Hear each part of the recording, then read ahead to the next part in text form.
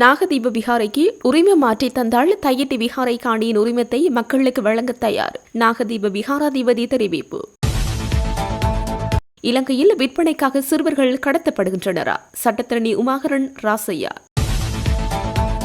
பெருந்தோட்ட தொழிலாளர்களின் சம்பள உயர்வில் எமது அரசாங்கம் கம்பெனிகளுக்கு அடிபணியாது. கலைச்செல்வி எம்பி தெரிவிப்பு. தேசிய மின்கட்டண கொள்கை நாளை அமைச்சரவைக்கு. பட்டதாரிகள் ஆசிரியர் சபையில் உள்ளிருப்பதற்காக வெளியிடப்பட்ட வர்த்தமானியில் கிழக்கு மாகாணம் புறக்கணிப்பு. டித்வா உதவிக்காக $22 மில்லியன் நாட்டுக்கு ஐநா. சபாநாயகர் மற்றும் பிரதி செயலாளர் நாயகம் மீது ஒரே நேரத்தில் விசாரணை. இனி நாடு முழுவதும் ஒரே நடைமுறை. முச்சக்கரவண்டி பயணிகளுக்கு விசேட அறிவிப்பு. ஆசிரியர் சேவைக்கான போட்டி பரீட்சை வர்த்தமானியில் அநீதி. சஜித் பிரேமதாச குற்றச்சாட்டு. புத்தர் சிலைகளில் தங்க கலசங்களை திருடிய 2 கைது. சாரா ஜெஸ்மின் தொடர்பில் இன்டர்போல் வசமுள்ள தடயங்கள். யாழ் சர்வதேச விமான நிலையம் படைத்த சாதனை. ஆய்வு அறிக்கையில் வெளியான தகவல். ஸ்ரீ டெலோ கட்சியின் தலைவர் உதயராசா கைது.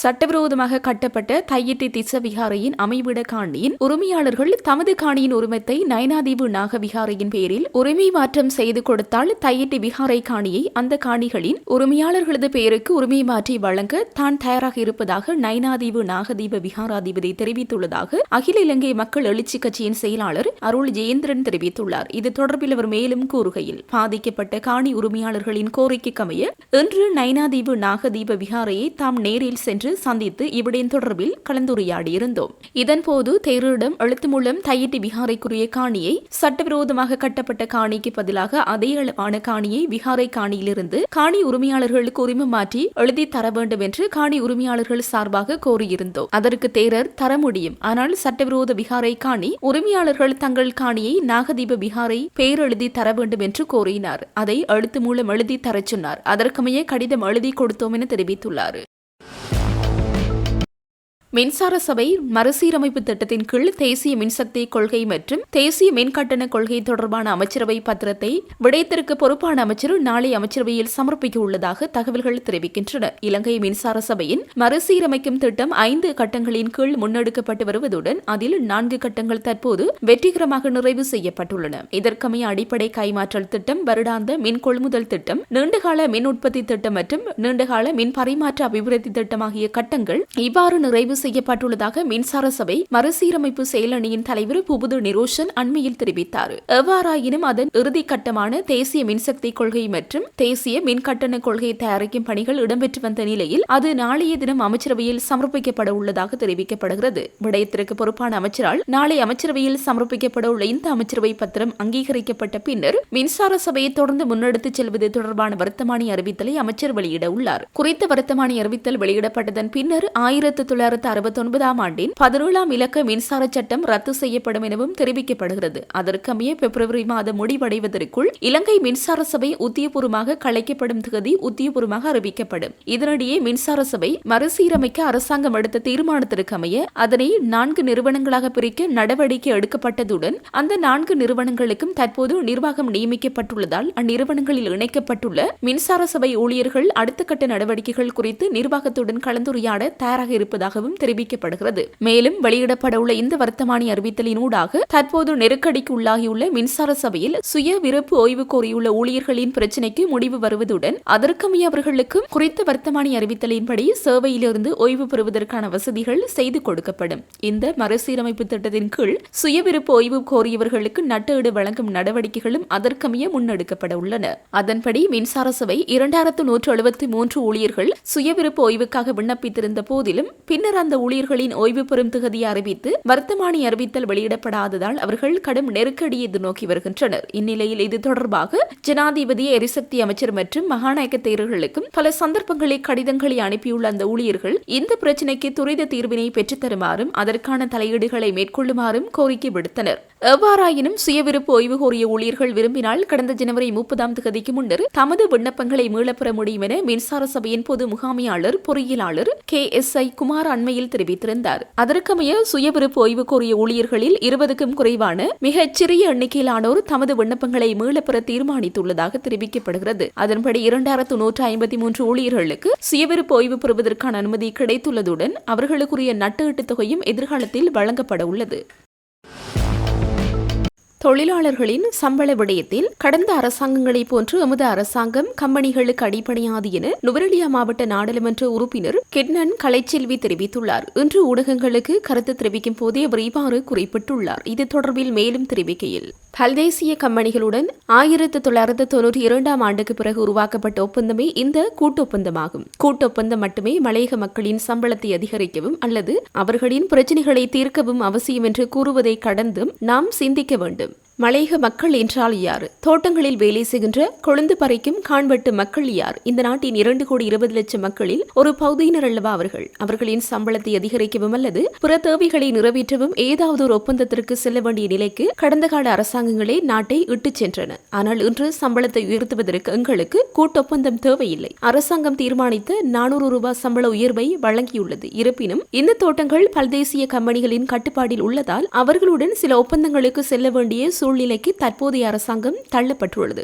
எனினும் அரசாங்கம் ஏதேனும் ஒப்பந்தத்தில் ஈடுபட்டால் அது மக்களின் சார்பாக இருக்கும் கம்பெனிகளின் சார்பாக இருக்காது. இன்றும் சில கம்பெனிகள் தொழிலாளர்களை பாதிக்கும் தீர்மானங்களை எடுத்து வருகின்றன. எதிர்காலத்தில் இது பற்றி நாம் பேசுவோம். தற்போது கம்பெனிகளிடம் கையொப்பமிட்டிருப்பது பெருந்தோட்டத்துறை அமைச்சின் செயலாளரும் இலங்கையின் தொழிலமைச்சின் செயலாளரும் ஆவர். இது மலையக மக்களுக்கு 400 ரூபாய் சம்பள உயர்வு வழங்குவது தொடர்பாக மட்டுமே அமைகிறது. தேயிலை கொழுந்தின் அளவை அதிகரித்தல், வேலைப்பள உயர்த்தல், வேலை நேரத்தை கூட்டுதல் போன்ற எதுவும் இதில் குறிப்பிடப்படவில்லை. ஆனால் சில கம்பெனிகள் தேயிலை கிலோ அளவை அதிகரித்ததாகவும் வேலை பளுவை உயர்த்தியதாகவும் வேலை நேரத்தை கூட்டியதாகவும் பல இடங்களில் முறைப்பாடுகள் கிடைத்துள்ளன. சில தொழிற்சங்கங்களும் இதற்கு ஒத்துழைத்து அச்சத்தை உருவாக்குகின்றன. அரசாங்க கம்பெனிகளுடன் செய்திருப்பது கூட்டு ஒப்பந்தம் அல்ல. அது தோட்ட தொழிலாளர்களுக்கு 400 ரூபாய் சம்பள உயர்வு வழங்குவது தொடர்பான நடவடிக்கை மட்டுமே. முன்னர் பெருந்தோட்டத்துறை சார்ந்த அமைச்சர்களும் கம்பெனிகளுமே ஒப்பந்தங்களில் கையொப்பமிட்டதால் அத்தகைய நிலைகள் ஏற்பட்டன. ஆனால் இன்று அவ்வாறு இல்லை. எதிர்காலத்தில் கம்பெனிகள் மக்கள் மீது தொடர்ந்து அழுத்தம் கொடுத்தால் மக்களை இணைத்துக் கொண்டு கம்பெனிகளுக்கு எதிராக தேவையான தீர்மானங்களை எடுப்போம் என குறிப்பிட்டுள்ளார்.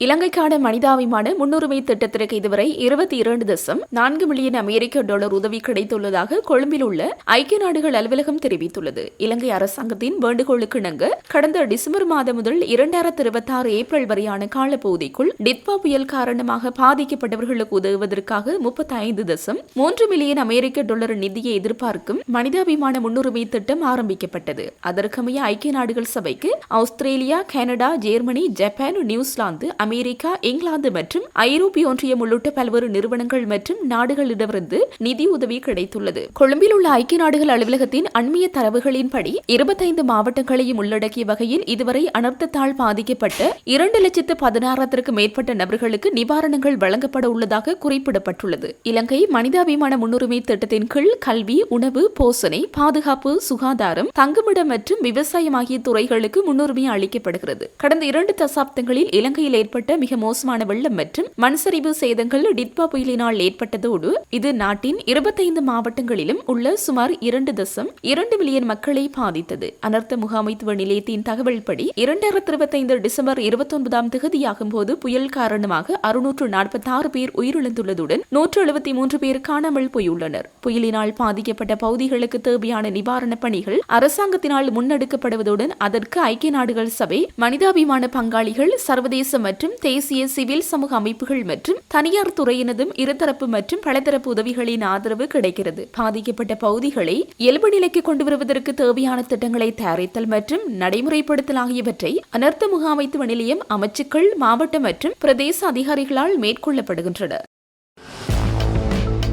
2025 டிசம்பர் மாதம் வரை பட்டப்படிப்பை நிறைவு செய்த அனைவரும் ஆசிரியர் சேவை பரீட்சைக்கு தோற்றக்கூடிய வகையில் இந்த வர்த்தமானி திருத்தப்பட வேண்டும் என எதிர்க்கட்சித் தலைவர் சஜித் பிரேமதாஸ் தெரிவித்துள்ளார். தற்போதைய அரசாங்கத்தினால் ஒரு குறிப்பிட்ட நோக்கத்துடன் வர்த்தமானி ஒன்றை கூட அச்சிட முடியாத நிலை ஏற்பட்டுள்ளதாக எதிர்க்கட்சித் தலைவர் குற்றம் சுமத்தியுள்ளார். ஆசிரியர் சேவை வர்த்தமானியில் உள்ள குறைபாடுகள் குறித்து இன்று விசேட அறிவிப்பொன்றை விடுத்துள்ள அவர் இதனை குறிப்பிட்டுள்ளார். குறித்த அறிக்கையில் ஆசிரியர் சேவைக்கான போட்டி பரீட்சைக்காக வெளியிடப்பட்டுள்ள வர்த்தமானி அறிவித்தலில் 2025 ஜூன் 30ஆம் தேதிக்கு முன்னர் பட்டப்படிப்பை நிறைவு செய்தவர்களே தகுதியுடையவர்களாக குறிப்பிடப்பட்டுள்ளது. இந்த தீர்மானத்தினால் அதற்கு பின்னர் பட்டப்படிப்பை முடித்த பெருமளவான இளைஞர் யுவதிகளுக்கு பாரிய அநீதி இழைக்கப்பட்டுள்ளதாக சஜித் சுட்டிக்காட்டியுள்ளார். இந்த வர்த்தமானியில் குறிப்பிடப்பட்டுள்ள திகதியை நீடித்து புதிய வர்த்தமானி அறிவித்தலை அரசாங்கம் வெளியிட வேண்டும். 2025 டிசம்பர் மாதம் வரை பட்டப்படிப்பை நிறைவு செய்த அனைவரும் ஆசிரியர் சேவை பரீட்சைக்கு தோற்றக்கூடிய வகையில் இந்த வர்த்தமானி திருத்தப்பட வேண்டும். அவ்வாறு செய்ய தவறினால் அது பட்டதாரிகளுக்கு இழைக்கப்படும் பாரிய அநீதி என எதிர்க்கட்சித் தலைவர்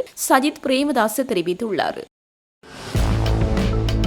யாழ்ப்பாண சர்வதேச விமான நிலையம் 2019ஆம் ஆண்டு ஆரம்பிக்கப்பட்டதிலிருந்து தனது மிகச்சிறந்த ஆண்டாக 2025ஐ பதிவு செய்துள்ளதாக யாழ்ப்பாணம் சர்வதேச விமான நிலைய நிர்வாக அறிக்கையில் தெரிவிக்கப்பட்டுள்ளது. அத்துடன் வட இலங்கையின் முதன்மையான வான்வழி நுழைவாயிலாக இது தனது நிலையை உறுதிப்படுத்தியுள்ளதாகவும் அந்த அறிக்கையில் குறிப்பிடப்பட்டுள்ளது. குறித்த அறிக்கையில் முக்கிய செயல்திறன் குறிகாட்டிகள், பயணிகளின் எண்ணிக்கை மற்றும் விமான போக்குவரத்து ஆகியவற்றில் இந்த விமான நிலையம் குறிப்பிடத்தக்க வளர்ச்சி எட்டியுள்ளதாக தெரிவிக்கப்பட்டுள்ளது. 2019-2023 காலப்பகுதியின் வருகையாளர்களின் மொத்த எண்ணிக்கையை விட 2025ஆம் ஆண்டில் சுமார் 33,431 வருகையாளர்கள் அதிகமாகும். அத்துடன் சர்வதேச விமான இயக்கங்கள் 1138 ஆகும். இது ஒரு புதிய உச்சமாகும். தினசரி 7 விமானங்கள் செயற்பாட்டு சாதனை படைத்துள்ளது. இது 2026 ஜனவரியில் எட்டப்பட்டது. இதில் 2 சர்வதேச மற்றும் 5 உள்நாட்டு விமானங்கள் உள்ளடங்கும். முனைய விரிவாக்க திட்டமானது 2025ஆம் ஆண்டின் பிற்பகுதியில் 700 மில்லியன் ரூபாய் செலவிலான விரிவாக்க திட்டம் அதிகாரப்பூர்வமாக தொடங்கப்பட்டது. இது ஏடிஆர் ரக விமானங்களிலிருந்து ஏர்பஸ் A320 போன்ற பெரிய விமானங்களை கையாளும் வகையில் முனையத்தின் கொள்ளளவை மேம்படுத்தும். முதல் முறையாக மலேசியா, ஹைதராபாத் மற்றும் சென்னையிலிருந்து சர்வதேச பட்ட விமானங்களை யாழ்ப்பாண சர்வதேச விமான நிலையம் வரவேற்றது. ஹைதராபாத்திலிருந்து முதலாவது சர்வதேச மருத்துவ வெளியேற்ற விமான சேவை வெற்றிகரமாக கையாண்டு அவசர சேவைகளுக்கான தனது தயார் நிலையை உறுதிப்படுத்தியது. டிட்வா சூறாவளியினால் பாதிக்கப்பட்ட வடமாகாண மக்களுக்கு அமெரிக்க விமானப்படை மற்றும் ஏனைய சர்வதேச பங்காளிகளின் ஊடாக நிவாரணப் பொருட்களை விநியோகிப்பதற்கான மூலோபாய மையமாக செயற்பட்டது. யாழ்ப்பாண சர்வதேச விமான நிலையத்தின் இந்த வளர்ச்சி 2025இல் இலங்கை விமான நிலையங்கள் மற்றும் விமான சேவைகள் நிறுவனத்தின் 19.6 பில்லியன் ரூபாய் லாபத்திற்கு பங்களிப்பு செய்துள்ளது. இந்தியா மற்றும் தென்கிழக்கு ஆசியாவுடனான தொடர்பை வலுப்படுத்துவதன் மூலம் 2026ஆம் ஆண்டளவில் 3 மில்லியன் சுற்றுலா பயணிகளை ஈர்க்கும் அரசாங்கத்தின் இலக்கை அடைய இது நேரடியாக உதவியுள்ளது. இந்த வரலாற்று மைல்கல் நமது விமான நிலைய ஊழியர்களின் அர்ப்பணிப்புக்கும் சர்வதேச விமான நிறுவனங்கள் யாழ்ப்பாண நுழைவாயிலில் மீது கொண்டுள்ள நம்பிக்கைக்கும் சான்றாகும் என யாழ்ப்பாணம் சர்வதேச விமான நிலைய நிர்வாக அறிக்கையில் தெரிவிக்கப்பட்டுள்ளது. பட்டதாரிகள் ஆசிரியர் சபையில் உள்ளிருப்பதற்காக வெளியிடப்பட்ட வர்த்தமானியில் கிழக்கு மாகாணம் புறக்கணிக்கப்பட்டுள்ளதாக மட்டக்களப்பு மாவட்ட வேலையற்ற பட்டதாரிகள் சங்கம் தெரிவித்துள்ளது. தமக்கான நியமனங்களை உறுதிப்படுத்தி அரசாங்கம் நடவடிக்கை எடுக்க வேண்டும் எனவும் இதன்போது கோரிக்கைகள் முன்வைக்கப்பட்டுள்ளன. இன்று மட்டு ஊடக அமையத்தில் நடைபெற்ற ஊடகவியலாளர் சந்திப்பின் போதே இவ்வாறு தெரிவிக்கப்பட்டுள்ளது. இதன்போது கருத்து தெரிவித்த சங்க உறுப்பினர்கள் மட்டக்களப்பு மாவட்ட வேலையில்லா பட்டதாரிகள் என்று சொல்வதை விட ஏமாற்றப்பட்டவர்கள் என்றே சொல்ல வேண்டும். நாங்கள் அரசாங்கத்திற்கு எதிரானவர்கள் அல்ல, எமது உரிமைகளுக்காக போராடுகின்றவர்கள். அந்த வகையில் இந்த ஆண்டில் அரசாங்கத்தினால் ஆசிரியர் சேவைக்கு ஆட்சேர்ப்பு செய்வதற்கான சுற்று நிருபம் வெளியிடப்பட்டுள்ளது. இலங்கையில் அனைத்து மாகாணத்தையும் எடுத்து நோக்கும் போது கிழக்கு மாகாணம் மாத்திரம் முற்றாக புறக்கணிக்கப்பட்டிருப்பதை அவதானிக்க கூடியதாக இருக்கின்றது. அரசாங்கம் கிழக்கு மாகாணத்தில் அதிகளவான ஆசிரியர்களை ஆட்சேர்ப்பு செய்வதாக கூறி அதிகளவான விளம்பரங்கள் விடப்பட்டாலும் உண்மை நிலவரம் இந்த அறிக்கையை பார்க்கும் போதே தெரிய வந்துள்ளது. மட்டக்களப்பு மாவட்ட வேலையில்லா பட்டதாரிகள் கடந்த 6 வருடங்களுக்கு மேலாக எதுவித போட்டி பரீட்சைகளுக்கும் உள்வாங்கப்படாமல் இருக்கின்றார்கள். நாங்கள் விசேட சலுகைகள் எதுவும் கேட்கவில்லை, போட்டி பரீட்சைகளுக்கான வாய்ப்புகளை தருமாறு கேட்கின்றோம் என்று தெரிவித்தனர். சபாநாயகர் ஜகத் விக்ரமரத்னவுக்கு எதிராக இடைநீக்கம் செய்யப்பட்டுள்ள பிரதி செயலாளர் நாயகம் சமிந்த குலரத்ன முன்வைத்துள்ள ஊழல் முறைப்பாடு குறித்து விசாரணைகளை முன்னெடுக்குமாறு கையூட்டல் ஒழிப்பு ஆணைக்குழுவின் பணிப்பாளர் நாயகத்திற்கு உத்தரவிடப்பட்டுள்ளது. அதே சமயம் சமிந்த குலரத்னவை நியமனத்தில் முறைகேடுகள் நடந்துள்ளதாக 6 கண்டன் என்ற தனிநபர் அளித்த முறைப்பாட்டையும் ஆணைக்குழு விசாரிக்க உள்ளது. சமிந்த குலரத்ன தாக்கல் செய்துள்ள முறைப்பாட்டில் சபாநாயகருக்கு எதிராக 8 குற்றச்சாட்டுகள் முன்வைக்கப்பட்டுள்ளது. 2 எரிபொருள் கொடுப்பனவுகளை சட்டவிரோதமாக பெற்றமை, அதிகாரப்பூர்வ வாகனங்களை தவறாக பயன்படுத்தியமை, நாடாளுமன்ற ஊடக உபகரணங்களை தனிப்பட்ட தேவைகளுக்கு பயன்படுத்தியமை, நாடாளுமன்றத்தில் கட்டணம் செலுத்தாமல் உணவு உட்கொண்டமை, சட்டவிரோத விசாரணை அதிகாரி ஒருவரை நியமித்து அவருக்கு நாடாளுமன்ற நிதியத்திலிருந்து ஊதியம் மற்றும் உணவு வழங்கியமை, 2 அதிகாரப்பூர்வ இல்லங்களை தவறாக பயன்படுத்தியமை, தகவல் அறியும் உரிமை சட்டத்தின் கீழ் தகவல்களை வழங்க தடையாக இருந்தமை மற்றும் நாடாளுமன்ற நிர்வாக பணிகளில் சட்டவிரோதமாக தலையிட்டமை ஆகிய குற்றச்சாட்டு அதில் உள்ளடங்கியுள்ளன. இதேவேளை நாடாளுமன்ற ஆலோசனை குழுவினால் நடாத்தப்பட்ட உள்வாரி விசாரணையை தொடர்ந்து சமிந்த குலரத்ன அண்மையில் பதவியிலிருந்து இடைநீக்கம் செய்யப்பட்டார். அவர் பிரதி செயலாளர் நாயகமாக பதவியேற்க தேவையான தகுதிகளை கொண்டிருக்கவில்லை என்றும் அவரது நியமன நடைமுறையில் தவறுகள் இருப்பதாகவும் அந்த விசாரணையில் தெரியவந்தது. அதன் பின்னரே அவர் சபாநாயகருக்கு எதிராக ஊழல் முறைப்பாட்டை அளித்தார். கையூட்டல் ஒழிப்பு ஆணைக்குழு முதற்கட்டமாக இது தொடர்பான ஆவணங்களை நாடாளுமன்றத்திடம் கோரியுள்ளது. ஆவணங்கள் ஆய்வு செய்யப்பட்ட பின்னர் சபாநாயகர் ஜகத் விக்ரமரத்ன மற்றும் சமிந்த குலரத்ன ஆகியோரிடம் வாக்குமூலங்கள் பதிவு செய்யப்பட உள்ளன. இதேவேளை சபாநாயகரின் தனிப்பட்ட செயலாளர் இது தொடர்பான அறிக்கை ஒன்றை நாடாளுமன்ற செயலாளர் நாயகத்திடம் கோரியுள்ளார். இந்த நடவடிக்கை கையூட்டல் ஒழிப்பு ஆணைக்குழுவின் விசாரணைகளில் தலையிடுவதாக அமையலாம் என எதிர்க்கட்சி உறுப்பினர்கள் கவலை தெரிவித்துள்ளனர். இலங்கையில் விற்பனைக்காக சிறுவர்கள் கடத்தப்படுகின்றனர் என சட்டத்தரணி உமாகரன் ராசையா தெரிவித்துள்ளார். யாழ் ஊடக அமையத்தில் இன்று நடைபெற்ற ஊடக சந்திப்பின் போதே அவர் இவ்வாறு தெரிவித்தார். இது தொடர்பில் அவர் மேலும் தெரிவிக்கையில், இன்றைக்கு ஒரு உலகளாவிய ரீதியில் மிக பெரும் அச்சுறுத்தலையும் மனித குலத்துக்கு எதிரான குற்றங்களையும் கொண்ட எப்ஸ்டைன் ஃபைல்ஸினுடைய தாக்கங்களும் அது இலங்கை அரசுக்கு எவ்வளவு பொறுப்புகள் இருக்குன்றது சம்பந்தமாகவும் பேசுவதற்கு ஒரு ஈழத்தமிழனாக எங்களுக்கு முழு உரிமையும் உண்டு என்றதை சொல்லிக்கொண்டு, எப்ஸ்டைன்ஸ் ஃபைல்ஸ் என்றதை தெரியாதவர்களுக்காக ஒரு சின்ன விளக்கம். இது அமெரிக்காவில் கரீபியன் பகுதிகளில் இருக்கக்கூடிய ஒரு தீவில் 13 தொடக்கம் 16 வயதிலான சிறுமிகள் கடத்தப்பட்டு உலகத் தலைவர்கள் பலராலும் கற்பழிக்கப்பட்டு அல்லது வன்புணர்வுக்குள்ளாக்கப்பட்டு அல்லது இயற்கைக்கு முரணான விதத்தில் பாலியல் தேவைகளுக்காக பயன்படுத்தப்பட்டு கொல்லப்பட்டிருக்கிறார்கள். அதே போல் அது சார்ந்த பல கதைகளும் செவி வழியாக வரக்கூடிய கதைகளும் இருக்கிறது. அதில் ஒன்று நரபலி இடுதல் சம்பந்தமாக இந்த சிறுவர்கள் நரபலி இடுவதற்கு பயன்படுத்தப்பட்டிருக்கிறார்கள். அதே போல் சிறுவர்களை அறுத்து உணவு சமைத்து பரிமாறப்பட்டதாகவும் மாடல் கேப்ரியல் ஒரு ஸ்டேட்மெண்ட்டை சொல்லியிருக்கிறார்.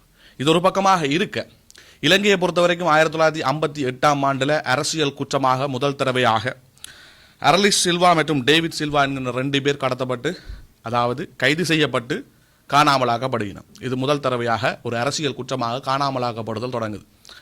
இப்போ என்னுடைய பாயிண்ட் இந்த அரசியல் குற்றமாக காணாமலாக்கப்படுதல் அல்ல. இது 1958ஆம் ஆண்டில் தொடங்கி, அதாவது ஒஃபீஷியலாக இந்த சுதந்திரத்துக்கு பிற்பாடாக இந்த இலங்கை அரசில் 1958ஆம் ஆண்டு தொடங்கி 2026ஆம் ஆண்டு வரைக்கும் 2026வது ஆண்டு வரைக்கும் நடந்து கொண்டிருக்கிறது என்றது என்னுடைய குற்றச்சாட்டு. இதில் ஸ்பெசிஃபிக்காக நான் கதைக்க வாரது, இங்கே இந்த காலப்பகுதியில் கடத்தப்பட்டிருக்கக்கூடிய சிறுவர்கள் சிறுமிகள் என்றது அரசியல் சார்ந்த ஒரு குற்றமாக கடத்தப்பட்டவர்களாக கருதப்பட முடியாது என்றது தான். ஏனென்றால் இந்த எப்ஸ்டைன்ஸ் ஃபைல்ஸ் போன்ற இந்த குற்ற நிகழ்வுகள் உலக அரங்கில் ஒரு விஷயத்தங்களை சொல்லி இருக்குது. மிக கொடூரமான பாலியல் இச்சைகளுக்காக சிறுவர் சிறுமிகள் பயன்படுத்தப்பட்டிருக்கணும் என்று சொல்லுது. அப்ப அப்படி சொல்லுகிற பொழுது இலங்கையிலிருந்து காணாமல் ஆக்கப்பட்டிருக்கக்கூடிய சிறுவர் சிறுமிகளுக்கு என்ன நடந்தது என்றதை இந்த அரசியல் சார்ந்த குற்றமாக காணாமல் ஆக்கப்படுதல் என்ற ஆங்கிள் மட்டும் இன்வெஸ்டிகேஷன் செய்ய முடியாது. மிக பாரதூரமான குற்றமாக சிறுவர் சிறுமிகள் பாலியல் துஷ்பிரயோகம் செய்யப்பட்டு கொடூரமாக கொல்லப்பட்டிருக்கின்ற நிலையில் 2009ஆம் ஆண்டிலிருந்து 2026ஆம் ஆண்டு என்ற ஸ்பெசிபிக் டைம் பீரியட்டை நான் எடுத்து கேட்கிறேன். இந்த காலப்பகுதியில் காணாமல் ஆக்கப்பட்ட சிறுவர் சிறுமிகளுக்கு என்ன நடந்தது என்றதனுடைய இன்வெஸ்டிகேஷனை இந்த பாலியல் சுரண்டல் ரீதியாகவும் மனித ஆட்கடத்தல் ரீதியாகவும் இட்ஸ் மீன் ஹியூமன் டிராஃபிக்கிங் சம்பந்தமான ஆங்கிள்லையும் இந்த அரசு விசாரணை செய்ததா என்கின்ற ஒரு கேள்வியை நான் இங்க முன்வைக்கிறேன். உடனே இங்க இப்ப இருக்கிற பெரிய பிரச்சனை என்னன்னு சொல்லி சொன்னா, ஏற்கனவே இருந்த அரசுகள் செய்ததுக்கு என்பிபி அரசாங்கம் என்ன செய்ய முடியும் என்று கேட்பியல். நான் அரசாங்கம் அரசு என்றதை குழப்ப விரும்பல. இலங்கை அரசு என்றது அரசு தான், என்றைக்குமே அரசு தான். இதுல பாரதூரமாக பாதிக்கப்பட்ட இன்னும் ஒரு தரப்பினர், இந்த காணாமலாக்கப்படுதலில் பாதிக்கப்பட்ட இன்னும் ஒரு தரப்பினர் இன்றைய என்பிபியாக இருக்கக்கூடிய ஜேவிபியினரும் தான். ஆகவே ஒரு மிகப்பெரிய பொறுப்பும் கடப்பாடும் இருக்குது. இந்த இன்வெஸ்டிகேஷன்ஸ், இந்த சிறுவர் சிறுமிகள் காணாமல் ஆக்கப்பட்டது என்ற விஷயத்தை இந்த பாலியல் சுரண்டல் என்கின்ற கோணத்திலையும் நரபலியிடுதல் முதலிய மூட நம்பிக்கைகளுக்கு பயன்படுத்தல் என்ற விதத்திலையும் அதே போல அங்கங்களுக்காக அவயவங்களுக்காக சிறுவர் சிறுமிகள் கடத்தப்பட்டது என்ற ஆங்கிள்லையும் இந்த விசாரணைகள் செய்யப்பட்டதா அல்லது செய்யப்பட வேண்டும் என்றது இங்க இருக்கிற ஒரு கோரிக்கை. ரெண்டாவது, ஓஎம்பி சொல்லுது 23,000 பேரை காண இல்லை அல்லது போனால் காணாமலாக்கப்பட்டவர்களுடைய தொகை 23,000 என்று சொல்லுது. இதுல ஸ்பெசிபிக்கா ஒரு ரெஜிஸ்டர் மெயின்டைன் பண்ணப்பட இல்லை, சிறுவர்களுக்கானது. சிறுவர்கள் எத்தனை பேர் கடத்தி காணாமலாக்கப்பட்டிருக்கிறார்கள் என்றதுக்கான ஒரு ஸ்பெசிபிக் ரெஜிஸ்டர் இல்லை. அதே மாதிரி இன்னும் ஒரு சந்தர்ப்பத்தையும் என்னால இதுல சொல்ல முடியும். ஐடிஜேபி டாக்குமெண்ட்ஸ் 2009ஆம் ஆண்டு நிகழ்ந்த ஒரு சரண்டரை பற்றி சொல்லுது, ஒரு குறித்த சரண்டர். அதே சரண்டர்ல 280 பேர் காணாமலாக்கப்பட்டிருக்கணும். இந்த 280 பேர்ல 29 பேர் சிறுவர்கள் என்றதை அது கோடிட்டு காட்டுது. அப்ப 280 பேர் காணாமலாக்கப்பட்ட 29 பேர் சிறுவர்கள் என்றால் கிட்டத்தட்ட 10% அதிகமானவர்கள் சிறுவர்கள். அப்ப நாங்கள் 23,000 பேர்ல 2,300க்கும் அதிகமான சிறுவர்கள் கடத்தப்பட்டார்கள் என்றதை நல்லா சொல்லேலும். அதை மறக்க வேண்டும் என்று சொல்லி சொன்னால் இந்த அரசு ஆதாரபூர்வமாக ஒரு இன்வெஸ்டிகேஷனை செய்ய வேண்டிய தேவைப்பாடு இருக்குது. அடுத்து யூனிசெஃப் ஃபெமிலி ட்ரேசிங் யூனிட் சொல்லுது 690 பிளஸ் அப்ளிகேஷன்ஸ் அவைட்ட போயிருக்கு. இதுல 100கணக்கானவை குழந்தைகள் தொடர்பாகத்தான் இருக்குது. அப்ப இன்னும் ஒரு விஷயத்தை பார்க்க வேணும். அரகல காலத்தில் இன்னும் ஒரு பெரிய குற்றச்சாட்டு சிங்கள மக்களாலே முன்வைக்கப்பட்டிருந்ததுன்னு சொல்லி சொன்னால், நான் இதை கனெக்ட் பண்றேன். அப்படி என்றால் அனுராதபுரத்தில் இருந்து ஒரு மந்திரவாதியிடம் இந்த நாட்டில் இருக்கக்கூடிய அரசியல் தலைமைகள் ஐடியாக்களை கேட்டு அவர்களுடைய ஆலோசனைகளை கேட்டு இயங்கினதாக சொல்லப்படுது. இதே விஷயம் எப்ஸ்டைனுக்கும் சொல்லப்படுது, அதாவது நரபலியிடுதல் முதலிய சம்பவங்கள். ஆகவே இப்படியான கதைகள் அல்லது போனால் இப்படியான குற்றச்சாட்டுகள் மக்கள் மத்தியில் இருக்கின்ற பொழுது இந்த ஆங்கிள் இன்வெஸ்டிகேஷன் செய்யப்பட்டதா அல்லது போனால் செய்யப்பட வேணும் என்றது என்னுடைய ஒரு மிக முக்கியமான கோரிக்கையாக இருக்குது. அதே மாதிரி இதுல எப்படியான ஒரு குற்றத்தை இந்த அரசு இழைக்குதுன்னு சொல்லி சொன்னால், UN Convention on the Rights of the Children, அதே போல International Convention on Enforced Disappearance ரெண்டுமே என்ன சொல்லுதுன்னு சொல்லி சொன்னால், failure to maintain child specific register, failure to investigate trafficking and exploitations of angles. இந்த கோணங்களில இவே, அதாவது பாலியல் சுரண்டல்கள் நடந்தது என்ற கோணத்திலையும் ஹியூமன் டிராஃபிக்கிங் ஆட்கடத்தல்கள் நடந்தது என்ற கோணத்திலையும் இந்த இன்வெஸ்டிகேஷன்ஸை இந்த அரசு செய்ய தவறுமாக இருந்தால் அவர்கள் தங்களுடைய சட்ட கடமையில இருந்து மீறுகிறார்கள். இதுவே ஒரு பெரிய குற்றம். வெறுமனே எடுத்த எடுப்பிலேயே மக்களாகிய நாங்கள் என்ன நம்பிக்கொண்டிருக்கிறோம், இதுவரை காலமும் காணாமலாக்கப்பட்டது என்ற சம்பவம் யுத்தத்தின் காரணமாக நடந்த இனப்பிரச்சனையின் காரணமாக ஒரு இனம் இன்னொரு இனத்தை பார்க்க விரும்பல, ஆனபடியினால இங்க இருந்த சிறுவர் சிறுமிகள் என்று சொல்லி பார்க்காம சுட்டு கொண்டு வந்ததா பார்த்து கொண்டு வந்தாங்க. ஆனா இன்றைக்கு இந்த எப்ஸ்டைன் ஃபைல் போன்ற ஒரு விஷயம் இது அமெரிக்காவில் கரிபியன் ஒரு இடத்துல நடந்தது. இந்த உலகத்தில் வெவ்வேறு இடங்களில் இப்படியான எப்ஸ்டைன் ஃபைல்ஸ் எத்தனை இருக்கும் என்று தெரியாது, ஒன்று வழி கொண்டுவரப்பட்டு இருக்குது. அப்ப இந்த சிறுமிகள் கடத்தி விற்கப்பட்டதில் எப்ஸ்டைன் ஃபைல்ஸ் என்ன சொல்லுதுண்டா, ஒவ்வொரு சிறுமிகளோட விலை ஆயிரக்கணக்கான டாலர்ஸ்கள் தொடக்கம் லட்சக்கணக்கான டாலர்ஸுக்கு போயிருக்குது.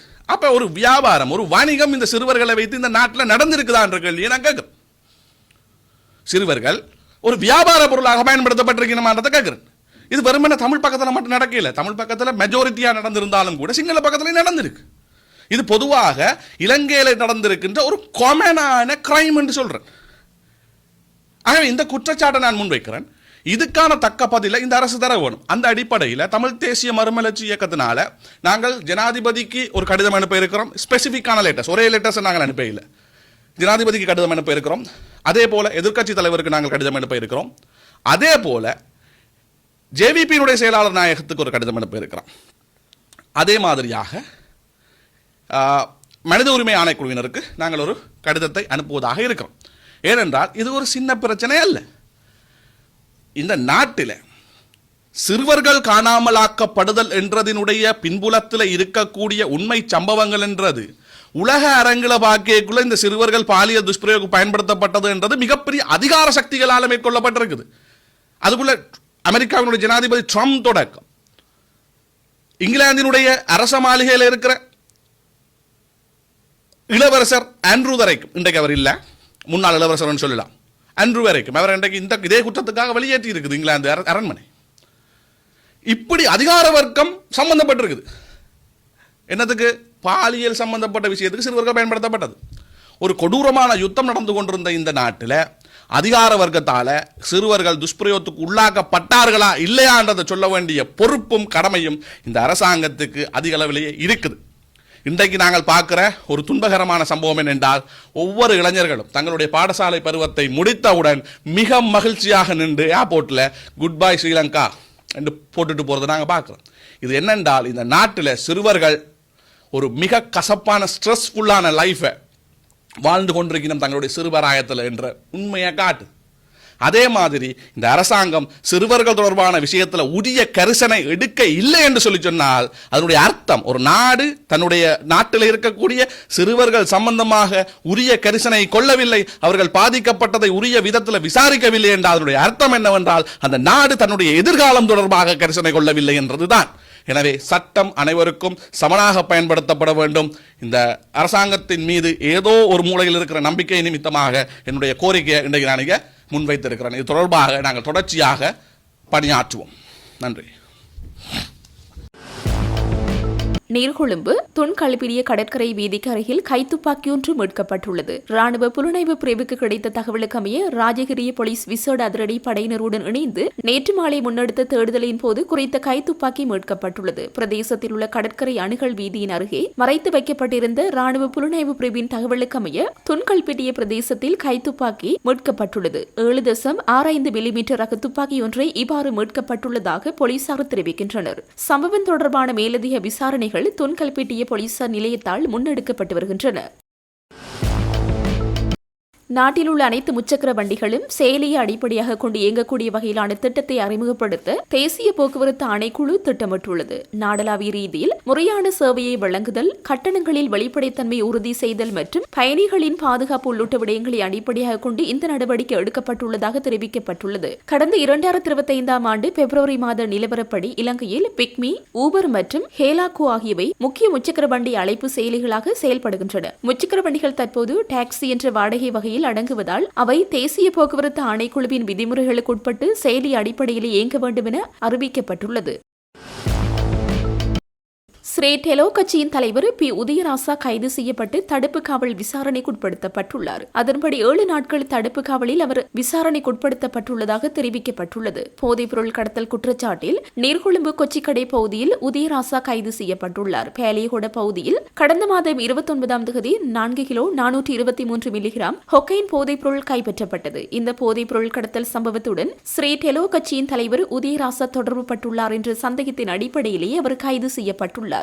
மேல் மாகாணத்தின் வடக்கு குற்றத்தடுப்பு பிரிவினரால் அவர் கைது செய்யப்பட்டு தடுத்து வைக்கப்பட்டுள்ளதாக காவல்துறை ஊடக பிரிவு தெரிவித்துள்ளது. இந்த நிலையில் கொழும்பில் இடம்பெற்றதாக கூறப்படும் பல முக்கிய குற்றச்செயல்களுடன் உதயராசா தொடர்பு பட்டுள்ளார் என முன்வைக்கப்படும் குற்றச்சாட்டுகள் தொடர்பிலும் விசாரணைகள் முன்னெடுக்கப்பட்டுள்ளன.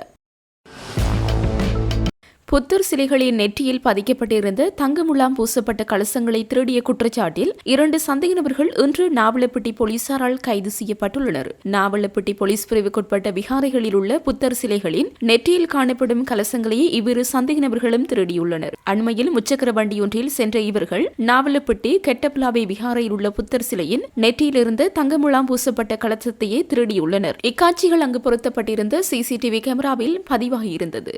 இதனை அடிப்படையாக கொண்டு மேற்கொண்ட விசாரணைகளிலேயே நாவலப்பிட்டி போலீஸ் அதிகாரிகள் சந்தேக நபர்களை கைது செய்துள்ளனர். கைது செய்யப்பட்டவர்கள் 45 முதல் 50 வயதிற்கு இடைப்பட்ட பிலிமதலாவ பிரதேசத்தைச் சேர்ந்தவர்கள் ஆவர். இவர்கள் புத்தர் சிலைகளின் தலைப்பகுதிக்கு சேதம் விளைவித்து திருடியதாக சந்தேகிக்கப்படும் பெருமளவிலான தங்கத்தையும் உருக்கப்பட்ட தங்க கட்டிகளையும் போலீசார் மீட்டுள்ளனர். குறிப்பாக குருநாகல் மற்றும் பிலிமதலாவ பகுதிகளில் உள்ள தனியார் நகை விற்பனை நிலையங்களில் இவர்கள் திருடிய தங்கத்தை விற்பனை செய்துள்ளமையும் அங்கவை உருக்கப்பட்டுள்ளமையும் போலீஸ் விசாரணைகளில் தெரிய வந்துள்ளது. அத்துடன் இக்குற்றச்செயலுக்கு பயன்படுத்தப்பட்ட முச்சக்கர வண்டி ஒன்றையும் போலீசார் கைப்பற்றியுள்ளனர். சந்தேக நபர்களிடம் மேலதிக விசாரணைகளை மேற்கொண்ட பின்னர் அவர்களை நாவலப்பட்டி நீதவான் நீதிமன்றத்தில் ஆஜர்படுத்த நடவடிக்கை எடுத்து வருவதாக போலீசார் தெரிவித்தனர்.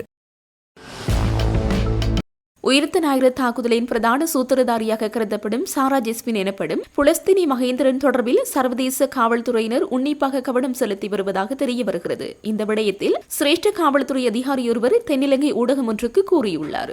அதன்படி உயிர்த்த ஞாயிறு தாக்குதல்கள் தொடர்பில் தேடப்பட்டு வரும் குறித்த பெண் தொடர்பான சில தடயங்களை சர்வதேச காவல்துறையினரால் வெளியிட முடியும் என தான் எதிர்பார்ப்பதாக அவர் தெரிவித்துள்ளார். இந்த நிலையில் சாரா ஜெஸ்மின் இறந்துவிட்டதாக ஒரு வதந்தி பரவியிருந்தாலும் அந்த செய்தியை ஏற்றுக்கொள்ள முடியாது என்றும் சம்பந்த அதிகாரி சுட்டிக்காட்டியுள்ளார். மேலும் சாரா காவல்துறையினரால் பிடிக்கப்பட்டால் உயிர்த்த ஞாயிறு தாக்குதல் தொடர்பான பல முக்கிய தகவல்கள் வெளியாகும் என்றும் அவர் கூறியுள்ளார்.